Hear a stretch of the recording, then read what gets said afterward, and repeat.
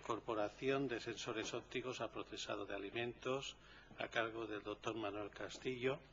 Manuel Castillo es profesor agregado del Departamento de Ciencia Animal y de los Alimentos de la Universidad Autónoma de Barcelona, investigador de la Planta de Tecnología de los Alimentos y profesor ayudante adjunto del Departamento de Biosistemas e Ingeniería Agronómica de la Universidad de Kentucky.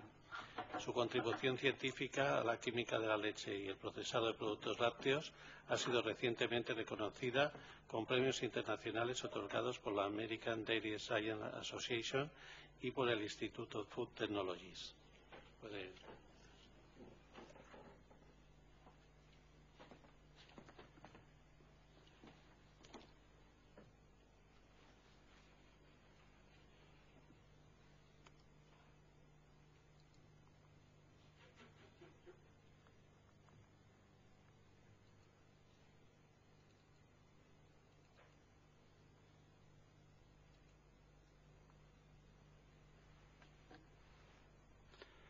Buenas tardes a todos. En primer lugar, quisiera agradecer a la organización la oportunidad que me brinda de estar aquí esta tarde y poderme dirigir a ustedes para hablar sobre la incorporación de sensores ópticos al procesado de alimentos.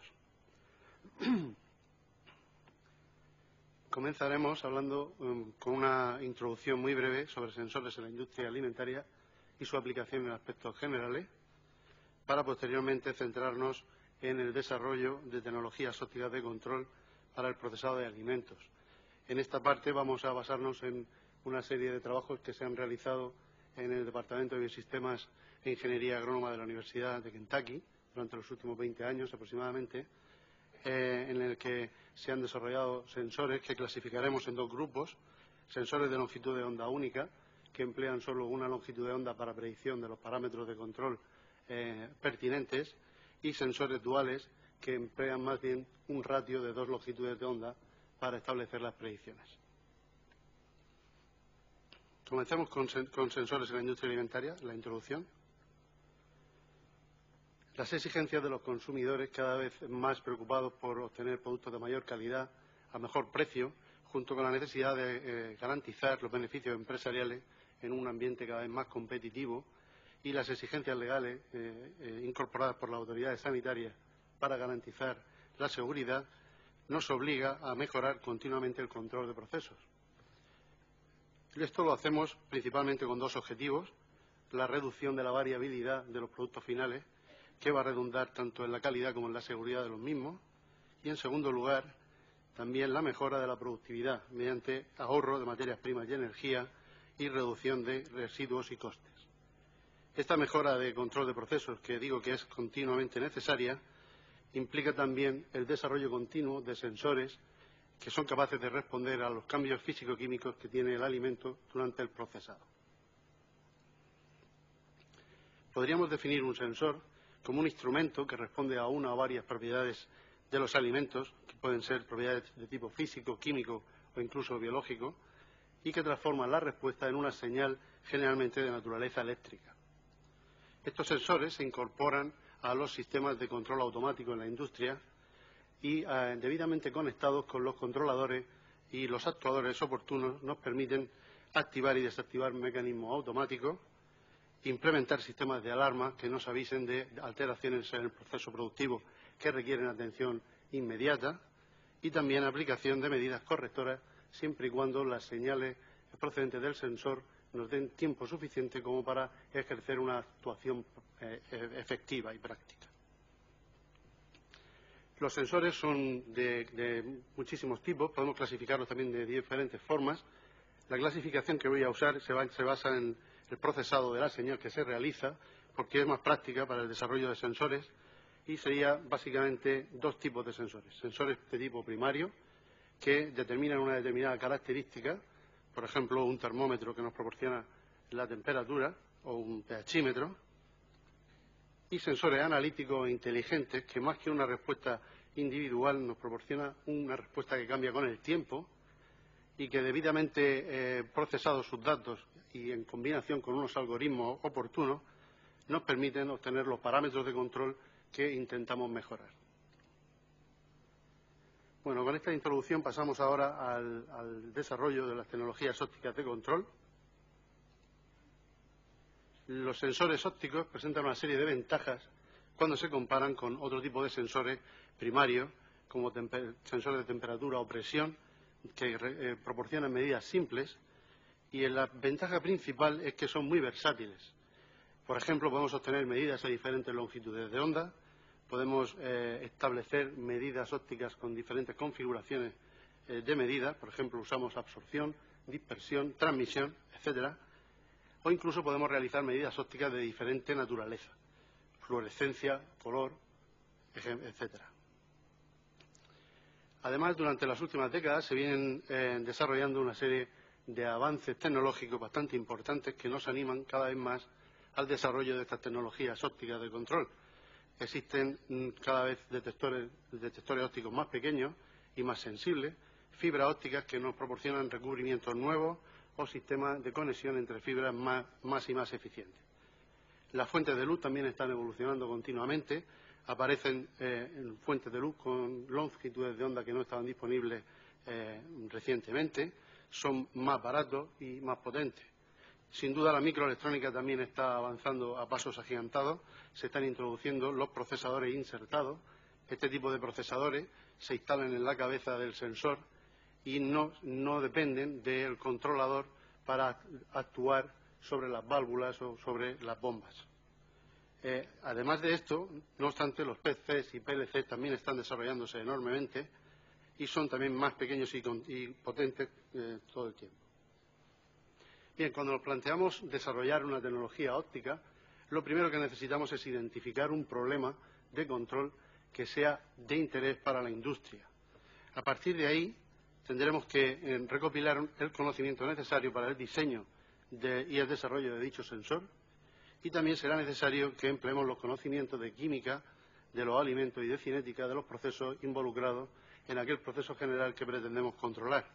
Todo ello es lo que nos va a permitir desarrollar, por una parte, los sensores y, por otra parte, los algoritmos que luego nos ayudarán a obtener los parámetros de control. Y con esto es con lo que estaríamos ante una nueva tecnología de control de proceso. En esta figura podemos ver cómo podemos emplear diferentes configuraciones de medida para diseñar el sensor en función de nuestras necesidades. En la conducción, imaginamos que transcurre una muestra de un alimento y se han colocado diversas fibras ópticas en distintas partes de la conducción, de forma que si incidimos una radiación luminosa, parte de esta radiación va a ser absorbida por la muestra y el resto va a ser dispersada y podemos determinarla a distintos ángulos. Por ejemplo, podemos hacer determinaciones a 180 grados o a 90 grados, o incluso podemos determinar la intensidad de luz que ha sido transmitida a través de la muestra. Pero no solo la configuración de medida es importante, también es importante el tipo de medida que queremos realizar o que necesitamos realizar. Podemos realizar dos tipos diferentes: cuantitativa, en la que la señal es proporcional a la concentración, por ejemplo, o alguna otra propiedad físico-química de interés, y de tipo cualitativo, en el que la señal no tiene una interpretación físico-química clara, y aunque parece en un principio que este tipo de medida puede ser menos interesante, la experiencia realmente muestra que este tipo de medidas son de las más prácticas a la hora de implementar sistemas ópticos de medida. Este sería un ejemplo de una medida cuantitativa en el que se observa una conducción con agua y un sistema óptico para determinar transmisión. Si se hace incidir una radiación, lo primero que obtenemos es la intensidad que ha sido transmitida a través del agua, que actuaría como referencia en nuestra medida. Posteriormente haríamos circular el alimento y obtendríamos la intensidad de luz transmitida a través de dicho alimento, y con esto estaríamos ya en disposición de calcular la absorbancia como el menos logaritmo de la intensidad medida en el agua en el alimento en referencia con la del agua. La absorbancia posteriormente será proporcional a la concentración del alimento.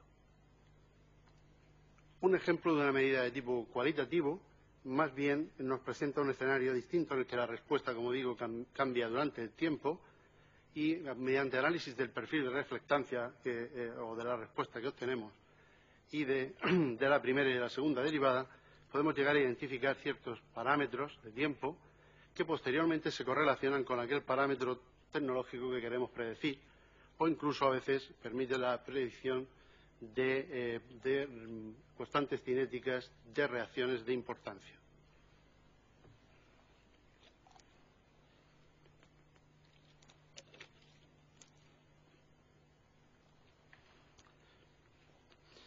Uno de los componentes más importantes a la hora de diseñar sensores ópticos son las fibras ópticas. Las podemos definir como cilindros de diámetro reducido, de material transparente, generalmente es dióxido de silicio, a veces se emplea también plástico, y que son capaces de confinar y transportar ondas luminosas mediante el fenómeno que se conoce como reflexión total interna. En la figura de la izquierda podemos distinguir las distintas partes que componen una fibra óptica, el núcleo de dióxido de silicio y un revestimiento también del mismo material, pero que presentan índices de refracción diferentes. Esto es lo que precisamente permite que se establezcan los fenómenos de reflexión total interna en el interior de la fibra óptica. Finalmente, se suele emplear una cubierta de tipo plástico para proteger la fibra. En esta figura podemos observar el extremo de una fibra óptica. Vemos que hay un eje perpendicular a la fibra y diferentes radiaciones luminosas que inciden sobre la superficie. El ángulo que se forma con el eje es importante desde el punto de vista que cuando este ángulo es muy grande, la radiación se refleja en la superficie de la fibra y no penetra en ella. Conforme va disminuyendo el ángulo, parte de la radiación es capaz de penetrar en el núcleo y una gran parte de la radiación se pierde transmitida en el interior del revestimiento. Sin embargo, cuando el ángulo disminuye lo suficiente y se alcanza el ángulo máximo de acoplamiento, la radiación luminosa es capaz de reflejarse totalmente en la superficie que separa el revestimiento y el núcleo, de forma que no se transmite hacia el interior del revestimiento. Y la radiación queda confinada en el interior del núcleo de la fibra óptica. Si imaginamos este ángulo máximo de acoplamiento en 3 dimensiones, entonces podríamos observar un cono de aceptación en el que cualquier radiación que consideremos va a ser capaz de introducirse en la fibra óptica y viajar hasta el otro extremo de la misma. Otro aspecto importante a considerar es la interacción de las radiaciones luminosas con las partículas esféricas que están presentes en los alimentos.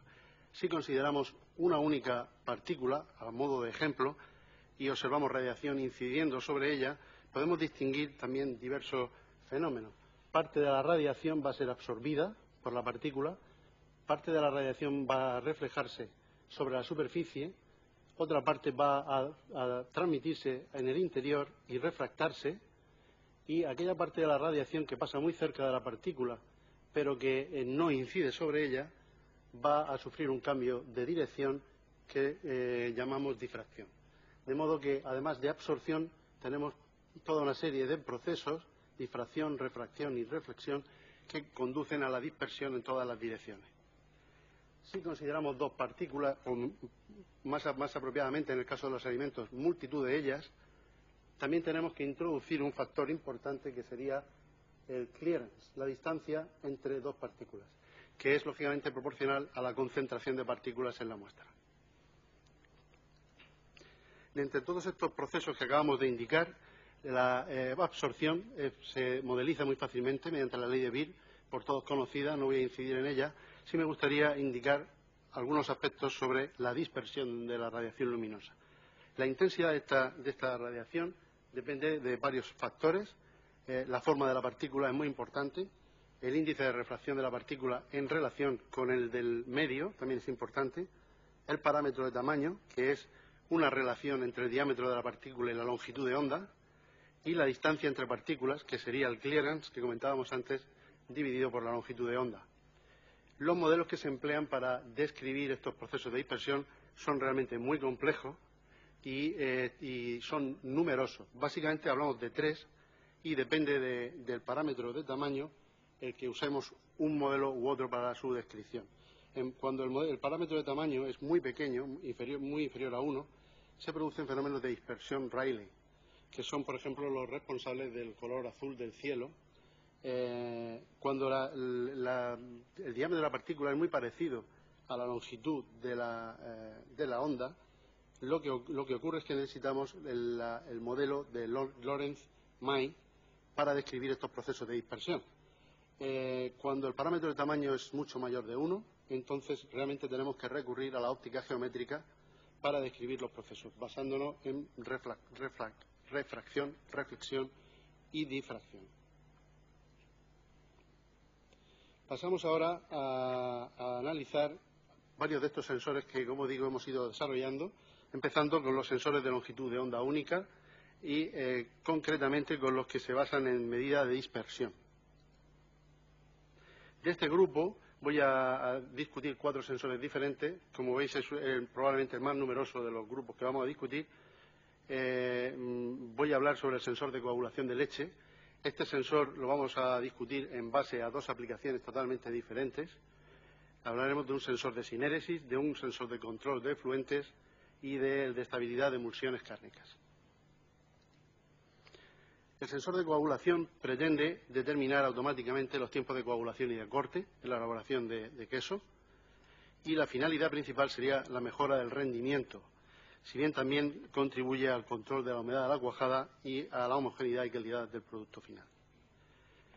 Todos sabemos la importancia que tiene el tiempo de corte en la elaboración de queso. En esta figura podemos observar cómo tiempos de corte bajos producen un efecto significativo en el rendimiento, con disminución del mismo. De igual forma que cuando el tiempo de corte es bastante más alto, si se dan condiciones como alta concentración de calcio, también tenemos pérdida de rendimiento por excesiva pérdida de grasa. Por ello nos propusimos diseñar un sensor para monitorizar la coagulación y predecir el parámetro tiempo de corte. Utilizamos una estructura que determina dispersión NIR. La fuente de radiación es 880 nanómetros.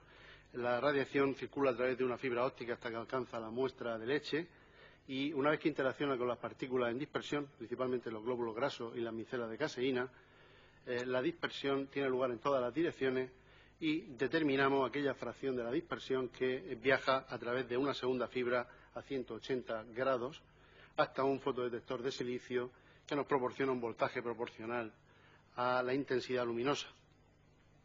Este voltaje se puede utilizar para calcular un ratio de dispersión que tiene una forma simoidal como la que podemos observar en la figura, y mediante análisis de primera y segunda derivada podemos determinar un parámetro de gran importancia para la predicción del tiempo de corte, que es T máxima. Este parámetro coincide con el punto de inflexión de la curva de reflectancia, o si se prefiere con la primera derivada, con el máximo de la primera derivada, y a través de una serie de experimentos que venimos realizando durante los últimos años, hemos tenido la ocasión de aprender bastante sobre la interpretación química de este tipo de perfiles y lo que ocurre durante la coagulación con ellos.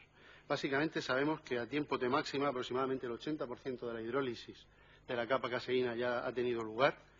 La parte del perfil en relación directa con el primer pico de la primera derivada nos aporta información sobre la agregación micelar, mientras que la parte siguiente, más en relación con el segundo pico de la primera derivada, nos informa más bien sobre el endurecimiento de la cuajada. Con esto no es sorprendente que se pueda describir perfectamente el aumento de dispersión de la luz a partir de T máxima durante la coagulación, siguiendo un modelo cinético que combina 2 expresiones, una de segundo orden para la agregación micelar y una de primer orden para el endurecimiento de la cuajada. Este modelo arroja estimaciones de parámetros cinéticos que responden perfectamente a los factores que afectan a la coagulación. Por ejemplo, como en esta tabla vemos, a temperatura y proteína. Básicamente, podemos, a modo de ejemplo, observar que el tiempo de vida media del endurecimiento y de la agregación disminuyen de forma significativa con el aumento de la temperatura. Y este efecto es más marcado en el caso de la agregación, puesto que este proceso presenta un Q10 mayor. Con estos resultados, realmente se puede predecir el tiempo de corte y el tiempo de coagulación a partir de T máxima, con errores estándar de predicción de en torno a 1 minuto, o probablemente menos en el caso del tiempo de coagulación. Y esto es siempre y cuando la concentración de proteína en las muestras de leche no cambie. si estamos en condiciones en que en nuestra industria quesera se producen cambios sustanciales en el contenido de proteína de la leche, hemos observado que la correlación entre el tiempo de corte y T máxima cambia dependiente de forma significativa con el aumento de la proteína, lo que nos obliga a introducir un corrector en los algoritmos de predicción. En esta figura podemos ver los resultados de un experimento que se realizó con 45 ensayos con distintos niveles de proteína, donde vemos que el tiempo de corte se puede predecir con el tiempo T máxima con un error estándar de predicción de casi 8 minutos.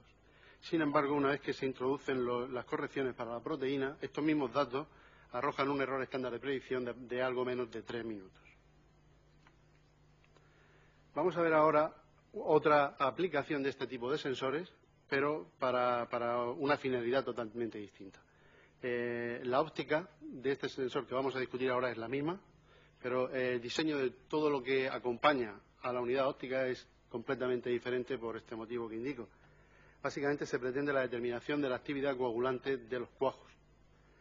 Esta actividad coagulante normalmente se determina siguiendo los estándares de la IDF, que utilizan el tiempo de coagulación de Berry para la determinación de la coagulación de la leche. Aparecen los primeros grumos de cuajada, de micelas agregadas que se van adhiriendo en la pared del vidrio de tubo en rotación, y esto nos indica que la coagulación está empezando. Básicamente este es un método muy subjetivo, es de buena repetibilidad siempre y cuando el operario esté bien entrenado, y cuando se cambia de operario o de laboratorio la reproducibilidad es bastante baja. Si a esto le añadimos que es un método muy tedioso, pues en nuestra opinión está justificado que propongamos un método de dispersión NIR como una alternativa objetiva, precisa y sencilla al tiempo de coagulación de Berry para la determinación de la actividad coagulante. Este es el instrumento. En este dibujo esquemático, en la vista lateral, podemos observar las dos cubas para coagulación de la leche de aproximadamente 80 milímetros de capacidad, que van equipadas con un sensor de temperatura, y también hay un sensor de temperatura extra para el control de la temperatura del agua circulante en la doble camisa que contiene el instrumento. En el alzado podemos ver la unidad óptica que se incorpora a la cubeta de medida de forma perpendicular, y también observamos una tapa que viene perforada por su parte superior para poder introducir un electrodo de pH. De forma que en este instrumento estamos monitorizando temperatura, perfil NIR y pH en la misma cuba. Esta es una imagen del instrumento, lo hemos llamado Coagulab, y a la derecha podemos ver un detalle de las cubas con sus tapas. En la parte inferior vemos las unidades ópticas cómo se conectan de forma perpendicular a las cubas por la parte de atrás. Están aisladas herméticamente contra el agua, y en la izquierda vemos una interfaz que permite la recopilación de datos y la comunicación mediante un puerto USB con el ordenador, y en rojo están marcados los dos pHímetros que controlan los electrodos de pH que comentaba anteriormente que se pueden introducir en las cubas. Para verificar el instrumento y su funcionamiento se realizó un diseño experimental con 29 réplicas, de forma que pudimos establecer la actividad coagulante de una enzima problema. Para ello utilizamos los protocolos de la IDF y realizamos una pequeña modificación en el protocolo para poder comparar la actividad coagulante determinada de forma óptica con aquella determinada de forma visualmente. Los resultados del estudio demuestran que cuando se emplea el tiempo de coagulación de Berry como indicador de la coagulación, la actividad coagulante no es significativamente diferente de la que se obtiene con los indicadores ópticos obtenidos con el instrumento. Por lo que podemos concluir de que este equipo y la dispersión de radiación de infrarrojo próximo a 880 nanómetros representa una alternativa sencilla, precisa y objetiva al empleo del tiempo de coagulación de Berry para la determinación de la actividad coagulante. El siguiente de los sensores es un sensor de desuerado o de sinéresis, cuyo objetivo es la optimización de la duración de la operación de desuelado en Cuba. La finalidad es múltiple. En primer lugar, el control de la humedad de la cuajada. Nosotros consideramos que con esto se podría también mejorar el control de la maduración y de la homogeneidad del producto final. Y, además, también permite la disminución de las pérdidas de grasa con una mejora del rendimiento y la racionalización del proceso productivo al terminar o disminuir los tiempos muertos, ya que estamos adaptando o optimizando al máximo el uso de la cuba. ¿Por qué la sinéresis es importante? Básicamente, la cinética de sinéresis afecta al contenido de humedad de la cuajada en primera instancia, pero de forma menos obvia también afecta al contenido de minerales y de lactosa de la misma. El efecto que tiene sobre el contenido de humedad de la cuajada directamente incide sobre el contenido de humedad del queso final, y la humedad de la cuajada junto con el contenido de minerales y de lactosa interaccionan de forma relativamente compleja, afectando a los procesos de maduración, al crecimiento microbiano, a la producción de enzimas, pH, etcétera. De forma que estamos teniendo un efecto doble de la sinéresis sobre la humedad del queso y el afinado. Esto básicamente se traduce en un cambio de rendimiento y en las características organolépticas que también se ven influidas.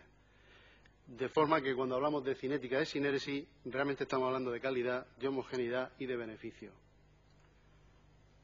En esta tabla podemos ver un ejemplo, una estimación de las pérdidas económicas que sufre la industria quesera americana durante un año como consecuencia de defectos y quesos que no alcanzan los estándares de calidad necesarios para su comercialización.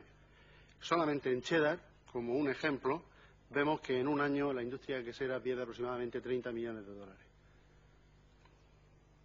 Desde un punto de vista más cuantitativo, si se quiere, también podemos ver el efecto del aumento de beneficio en relación con la humedad que contiene la cuajada o el queso final. Si imaginamos una producción de queso de 500.000 de kilos al día y la prolongamos durante un año, un aumento de un 1% de humedad proporcionaría $1 millón.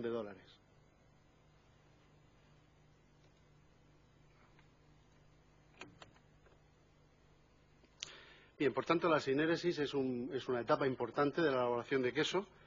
Ayuda a mejorar el control de la maduración y le mejoraría también la homogeneidad del producto final y su calidad, pero no existe,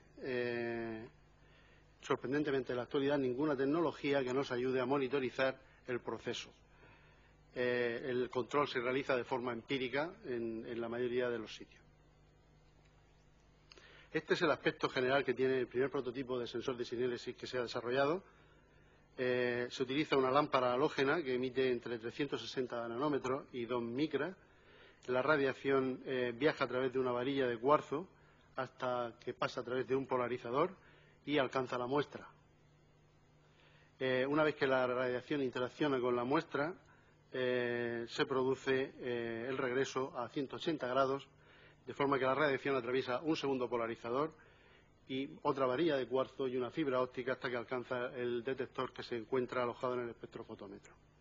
Es importante destacar que los polarizadores están orientados a 90 grados, de manera que la radiación que es detectada por el sensor necesariamente tiene que haber cambiado de dirección en su interacción con las partículas de la muestra.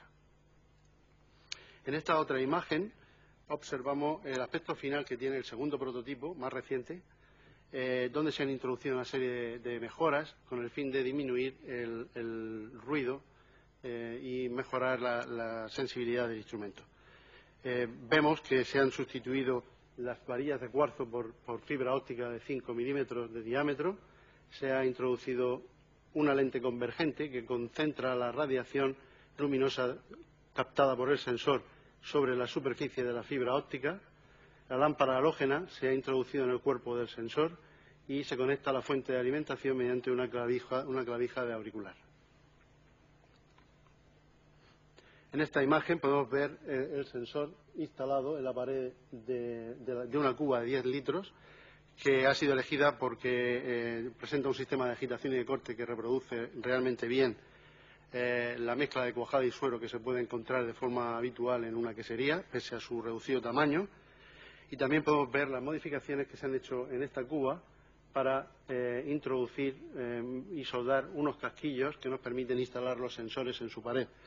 Uno de ellos para el sensor de sinéresis, otro para el sensor de coagulación, que describí anteriormente y que nos sirve como referencia, puesto que conocemos bien su interpretación, y otro para introducir un muestrador que fue diseñado para obtener mezcla de cuajada y suero a partir de la cuba, sin necesidad de parar el sistema de agitación ni de abrir la cuba. Este es el aspecto general que tiene el perfil de dispersión a partir de los sensores de sinéresis, estas 4 curvas de aquí, y de coagulación, el de referencia. Vemos básicamente que el perfil de coagulación es simoidal, perfectamente similar a lo que hemos visto anteriormente, o sea que se comporta normalmente, pero tras el corte la dispersión de los datos es enorme y no se obtiene información útil a partir de esta señal. Sin embargo, el perfil que proporciona el sensor de sinéresis en la parte de coagulación se parece bastante en su forma simoidal a la del sensor de referencia, y en la parte de sinéresis proporciona una respuesta de tipo logarítmico que se corresponde con la sinéresis, que sigue una cinética de primer orden. También se observa que conforme aumenta la longitud de onda, desde 920 hasta 980, la respuesta va aumentando tanto a la coagulación como a la sinéresis, de manera que a 980 nanómetros tenemos respuesta máxima a los dos procesos a la vez. Pero veamos muy brevemente la sección de la coagulación. En la parte de arriba tenemos el perfil del sensor de sinéresis, en la parte de abajo el de coagulación. Vemos que los dos perfiles de dispersión son básicamente iguales en su forma, y lo que es más interesante, la primera y la segunda derivada nos proporcionan parámetros de tiempo que son virtualmente idénticos. Esto básicamente nos informa de que la interpretación química de ambos sensores durante la coagulación es muy similar, estamos viendo los mismos procesos, y implica a nivel práctico que con el sensor de sinéresis también podemos predecir el tiempo de corte y de coagulación.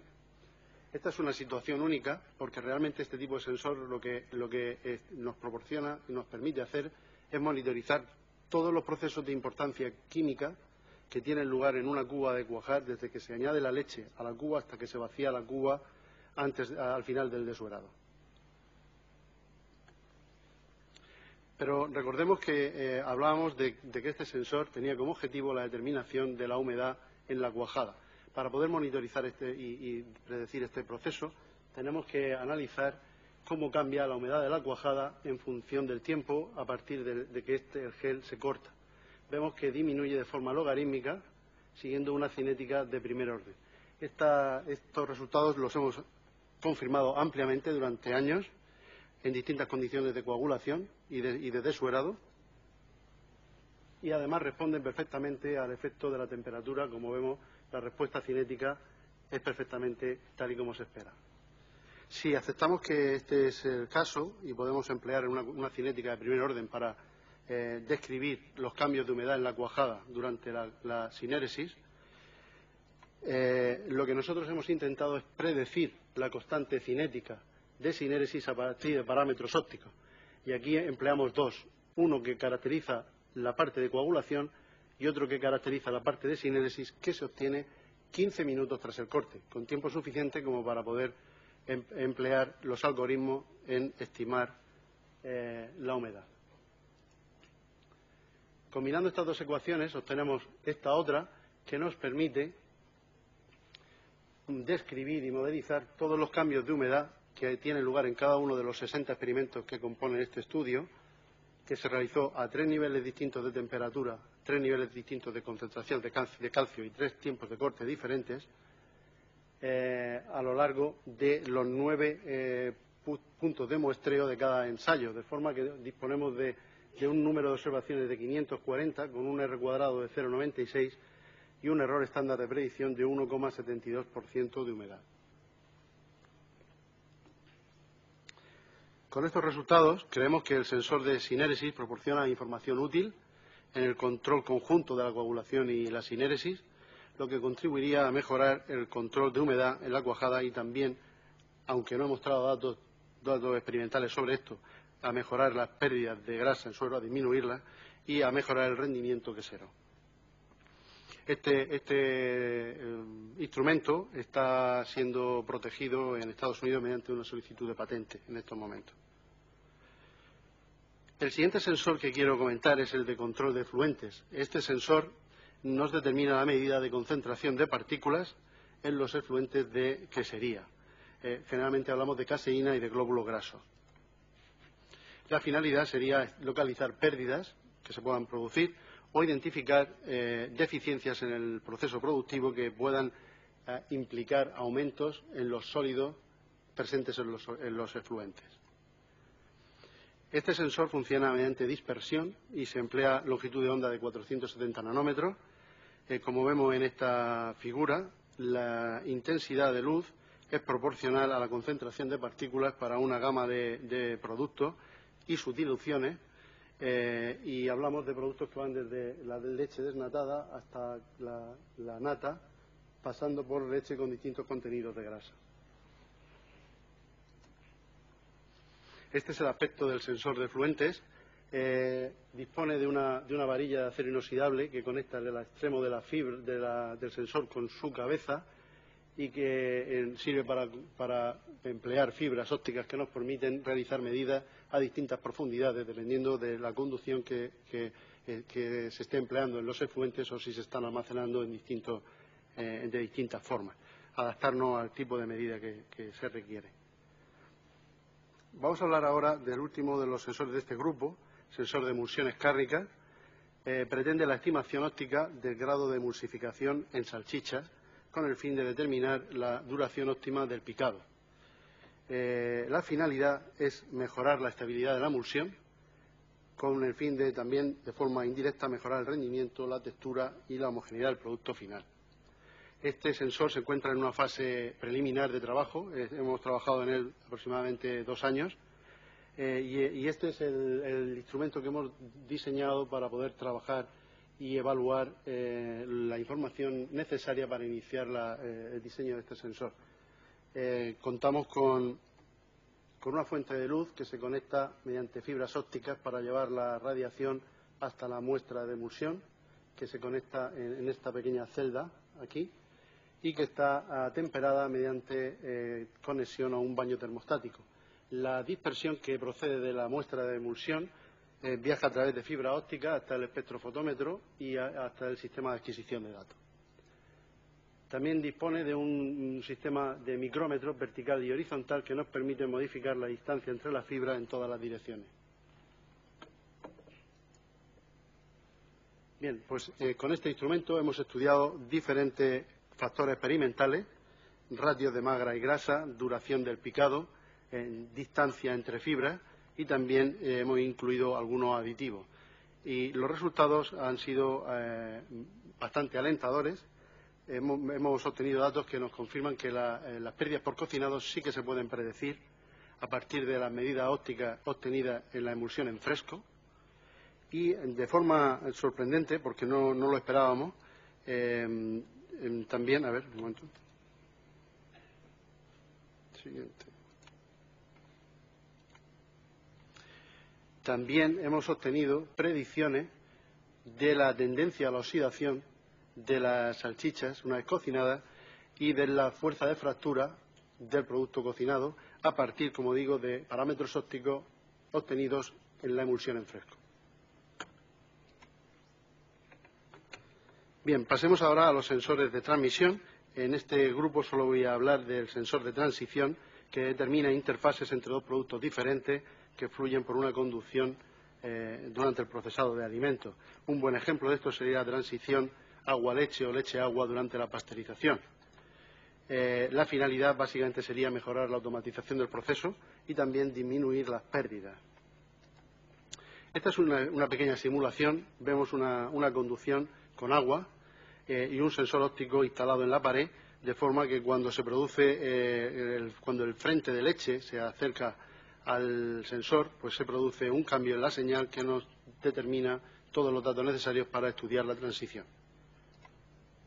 El sensor básicamente se instala online. y tiene una pequeña cavidad óptica por donde se desvía la muestra para que se pueda utilizar un sistema configurado en transmisión como método de medida. Además, podemos ajustar dentro de pequeños márgenes el paso óptico, dependiendo del producto que va a circular por el sistema. Este sería el aspecto general que presenta las instalaciones que se han usado para el desarrollo del sensor. Un depósito de agua, un depósito de leche con sus conducciones y válvulas. Podemos ver un detalle del sensor, que aquí lo vemos más claro, y una conducción transparente, que no sé si se ve bien, pero que es la que nos permite obtener datos visuales reales con los que corroborar y confirmar lo que está obteniéndose a partir del sensor. Realmente nos vemos obligados a utilizar transmisión, porque si planteásemos realizar este sensor con dispersión o con reflexión, tendríamos problemas con algunos productos. Por ejemplo, en esta tabla vemos que el zumo de manzana y el agua tienen reflectancia relativa prácticamente nula. No podríamos realmente distinguirlo mediante medidas de dispersión. Sin embargo, las medidas de transmisión sí que nos permiten distinguir entre prácticamente productos turbios y no turbios.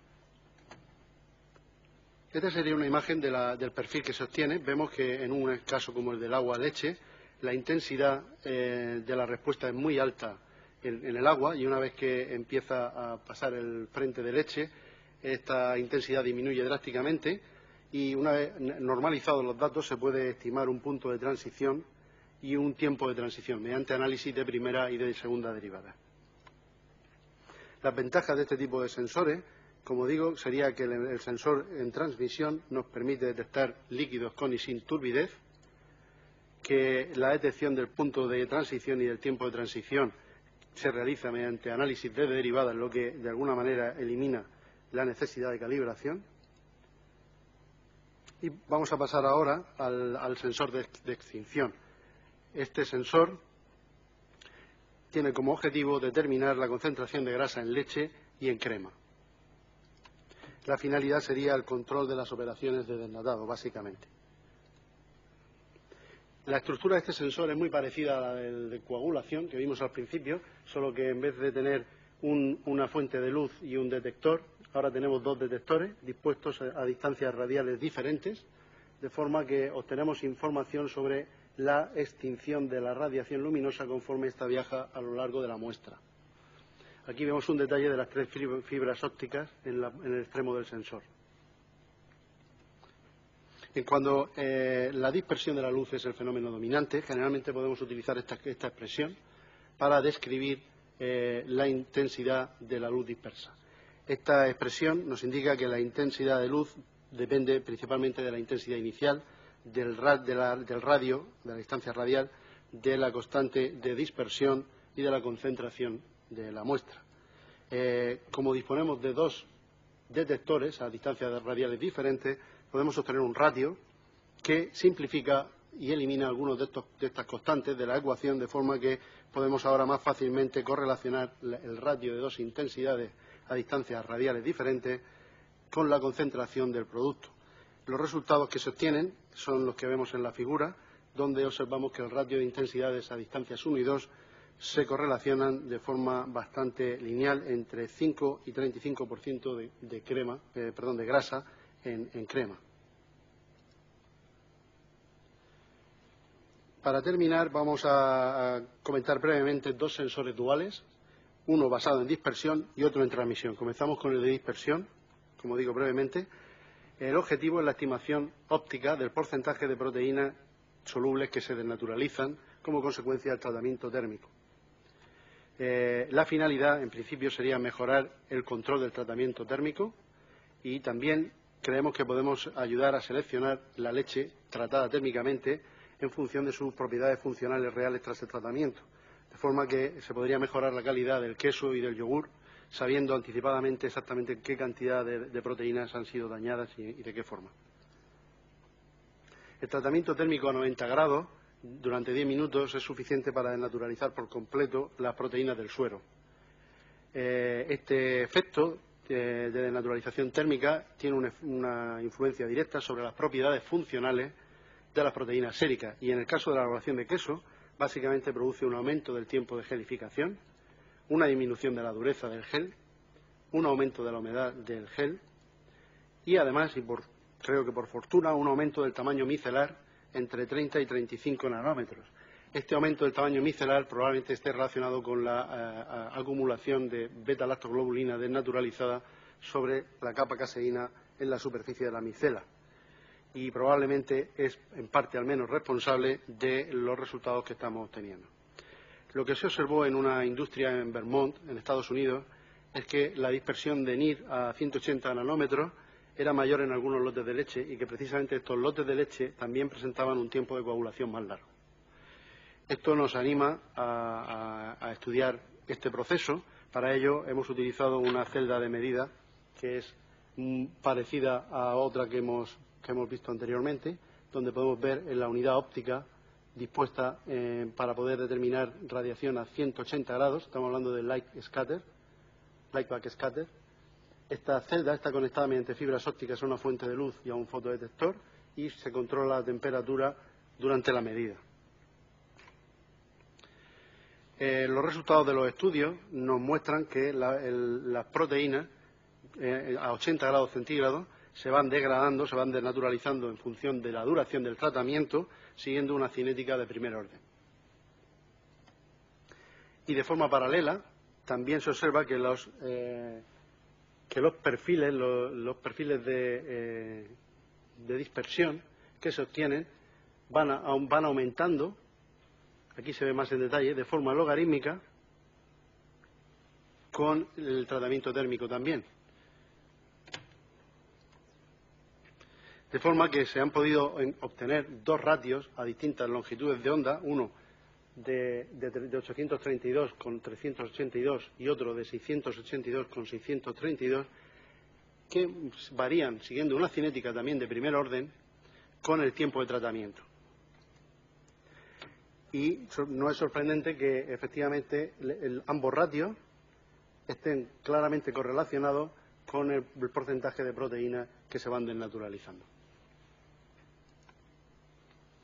De forma que nuestros resultados indican que la desnaturalización de las proteínas séricas y el método óptico propuesto presentan ambos una respuesta de primer orden a la intensidad del tratamiento térmico a 80 grados, que la respuesta del método óptico propuesto se correlaciona significativamente con la desnaturalización de las proteínas séricas que hemos comprobado mediante métodos químicos, y esto nos anima a continuar desarrollando este sensor online. Y para terminar, vamos a ver un sensor de transmisión que determina concentración de grasa en suero, con la finalidad de controlar las pérdidas de grasa durante la elaboración de queso. La pérdida de grasa es uno de los gran caballos de batalla en la producción de queso. Este sensor emplea una celda de medida muy similar a la que hemos visto en el caso anterior, pero ahora utilizamos configuración de transmisión y un paso óptico de 9 milímetros. Y el análisis de los datos nos permite identificar un ratio de dos longitudes de onda que se correlaciona perfectamente con la concentración de grasa en suero. Esta es la celda de medida. Como digo, estamos usando medida de transmisión. Y como vemos en la figura, la intensidad normalizada, el espectro, vemos que va cambiando de forma significativa conforme disminuye la concentración de grasa. De forma que cuanto mayor es la concentración de grasa, menor es la transmisión, como es de esperar. Esto nos permite utilizar una expresión logarítmica como esta, en la que incluimos el ratio a las longitudes de onda 875-425 para predicción de la concentración de grasa. Y estos son los resultados que hemos obtenido hasta el momento. Vemos que podemos predecir la concentración de grasa con un R cuadrado de 0,98 y un coeficiente de variación de 3,6. Lo interesante de este método, aunque el coeficiente de variación es un poquito alto si se compara con equipos como por ejemplo un Milcoscan, es que estamos hablando de un método que se puede fácilmente instalar online, en la cuba, en la salida de una conducción, muy fácilmente instalable, porque no requiere un pretratamiento previo de la muestra, excepto retirar la cuajada. Hay que filtrar la muestra por una criba de 70 micrómetros de diámetro, una criba de acero inoxidable, que es la única que nos está funcionando por las características de la cuajada a embotarse, y creemos que sería fácil de instalar mediante un bypass en una cuba de forma directa. Bien, con esto quisiera indicar un poco las conclusiones generales de mi charla. La mejora de los sistemas de control dependen de la disponibilidad de sensores capaces de evaluar las características, las modificaciones físico-químicas de los alimentos durante el procesado, y los sensores de fibra óptica representan una alternativa de control ideal por diferentes motivos. Son medidas no destructivas, a tiempo real, de fácil manejo, instalación, de mantenimiento, etcétera, y además nos permiten la determinación cuantitativa de componentes químicos en los alimentos y también la estimación cualitativa de parámetros de gran interés tecnológico. Y esto es todo por mi parte. Muchas gracias. Si tienen alguna pregunta, estoy a su disposición.